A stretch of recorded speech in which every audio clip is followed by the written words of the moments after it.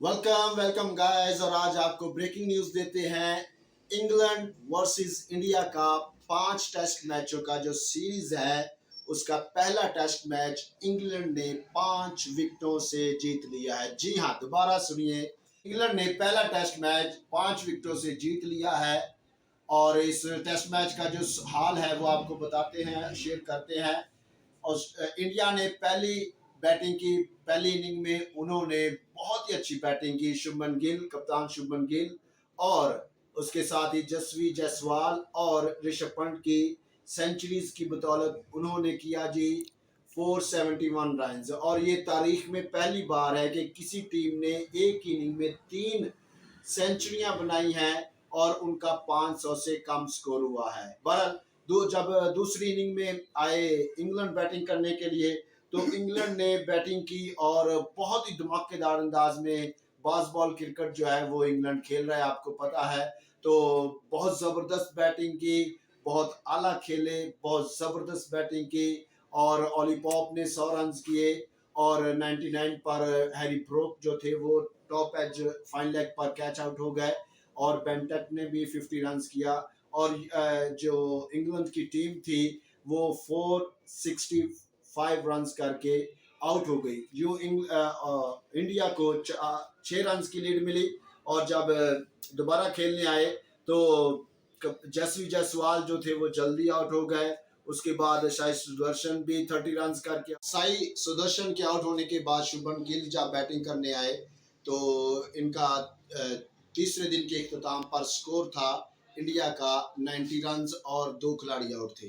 फिर चौथे दिन का जब खेल शुरू हुआ तो कप्तान शुभमन गिल जल्दी आउट हो गए और फिर खेलने के लिए ऋषभ पंत आए जिन्होंने पहली इनिंग में सेंचुरी स्कोर की थी। और अभी तक क्रीज पर केएल राहुल जो थे वो खड़े थे, मौजूद थे, अपना एक्सपीरियंस और शो कर रहे थे और डटे हुए थे विकेट पर। और इनिंग जो दूसरी तरफ से उन्होंने संभाला हुआ था। लेकिन जब ऋषभ पंत आए, ऋषभ पंत ने शुरू में बड़ी मोहतात बैटिंग की पहली इनिंग की तरह, लेकिन बाद में जैसे वो 30 रन के ऊपर गए उन्होंने जनाब इंग्लैंड बॉलर्स की जो थी जो धुलाई करना शुरू कर दी।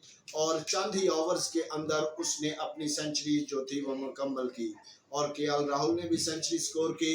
यूं इन्होंने स्कोर जो था वो 350 के करीब पहुंचाया। लेकिन जैसे ही ऋषभ पंत आउट हुए, केएल राहुल आउट हुए, उसके बाद इंडिया की टीम की लाइनें लगी और यूं इंडिया जो थी 365 रन पर ऑल आउट हो गई। और इंग्लैंड को इन्होंने पहले इनिंग के 6 रन की लीड के साथ टारगेट दिया 361 रन का।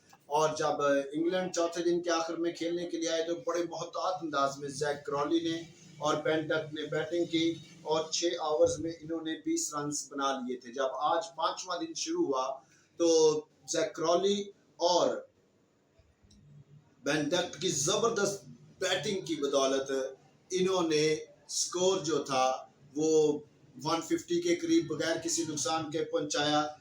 फिर आउट हो गए जैक क्रॉली, लेकिन बेंटक ने खूब इंडियन बॉलर्स की धुलाई की और 140 रन किए। बेंटक के आउट होने के बाद जब ओली पॉप भी आउट हुए और हैरी ब्रोक आते ही आउट हो गए। फिर इनिंग थोड़ी लड़खड़ाई थी, लेकिन क्या कमाल से जो रूट थे वो दूसरी तरफ विकेट पर खड़े रहे।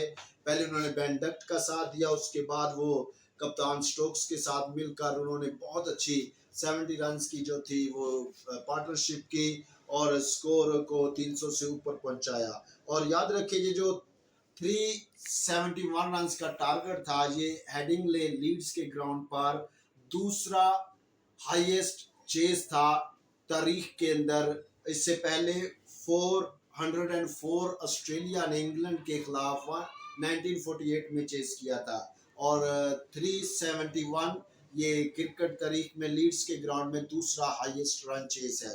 तो क्या जबरदस्त जो रूट ने, जब इंग्लैंड की बैटिंग के 5 आउट हुए थे दूसरी इनिंग में चेस करते हुए, तो लग रहा था कि शायद इंडिया कम बैक करेगा। लेकिन क्या कमाल से जो रूट ने अपना तजर्बा शो किया और वो क्रीज पर डटे रहे। और इसकी जो रूट की इनिंग की एक और खास बात यह है कि वो बड़ी दलेरी के साथ खेले। और वो कहते हैं कि फॉर्चून फेवर्स द ब्रेव, और उस जितनी ही दलेरी से जो रूट खेले वो बहुत दफा वो एलबीडब्ल्यू होने से भी बचे। उसका एक गली पे कैच भी करीब से निकल गया। तो उसके साथ जेमी स्मिथ विकेट कीपर नौजवान बैट्समैन ने क्या कमाल का स्टैमिना दिखाया और जनाब जबरदस्त 40 रन किए। जो इंग्लैंड 5 विकेटों से जीत गया है और प्रेडिक्शंस भी हैं कि इंग्लैंड जो है इस सीरीज को 3-1 से या 2-3 से जीत जाएगा। तो आज पहला टेस्ट जो है इंग्लैंड जीत चुका है। इंग्लैंड को कॉन्ग्रेचुलेशन। और इस मैच में जो कप्तानी शुभमन गिल की कप्तानी थी वो कोई खास नजर नहीं आई। शुभमन गिल को भी और इंडियन थिंक टैंक को भी अगले टेस्ट मैच के लिए बड़ा सोचना मिलेगा। अपना ख्याल रखिएगा। Stay tune. अपना फिर मिलेंगे।